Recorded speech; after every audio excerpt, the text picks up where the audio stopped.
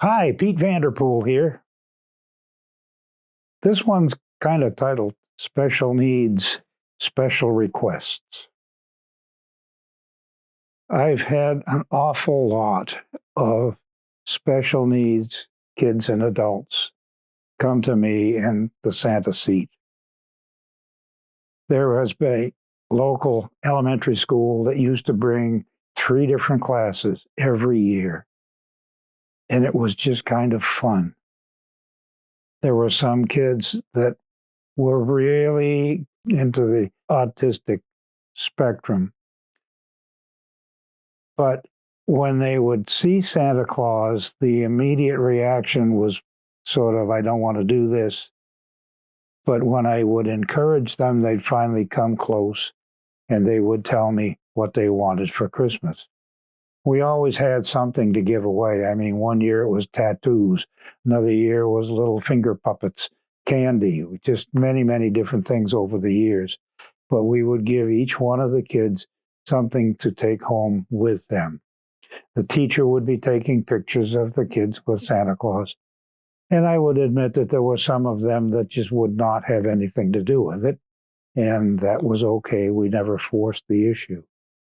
But that's kids with Santa Claus. On the other end of the spectrum, there is a local healthcare facility that used to put some of their people in the bus and bring them on over to see us. Now, these people are in a facility that are taking care of them, but they're not necessarily physically handicapped or mentally. They're just getting older.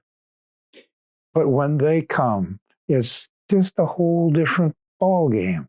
They like to come over and chat, especially the women. They want to know how it is. What are you doing? How do you do that? What are the kids saying? And it's kind of fun just to have a few minutes of sane conversation with some of these folks. Still, again, at another point of the spectrum, I do work with some people who are neurodiverse. There's an outfit here in town and an agency here in town that has adults.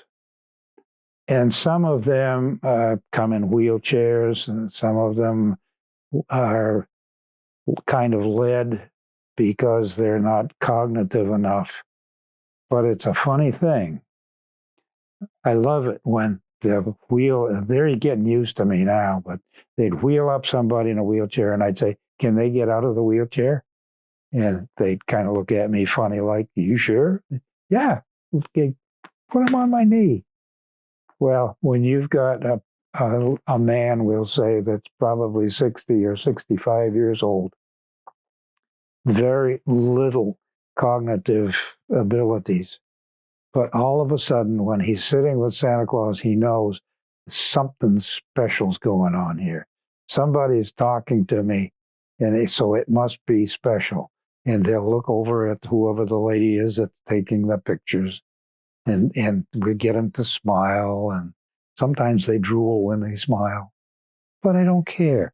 It's just touching a life, whether it's somebody in elementary school, somebody who is in a healthcare facility and still cognitive, and somebody that has lost cognitive abilities a long time ago. Santa Claus is touching lives, and I love every minute of it. I also said that this was special requests. I got to share this one with you. Little boy, we go through the usual thing and finally get down to it. What would you like for Christmas? He says, I want a hoverboard. Oh, okay. Yeah. Well, I'll see what I can do about that. Those are pretty hard to come by. The elves can't make them very fast. What else would you like? World peace. Oh, you know where world peace starts, right? Huh? World peace starts with you. Peace begins with you. When you're peaceful, people that you're with will be peaceful, and people that they're with, that's how it would start. Oh, okay. What else would you like? I want a BB gun. And so I remain forever Santa.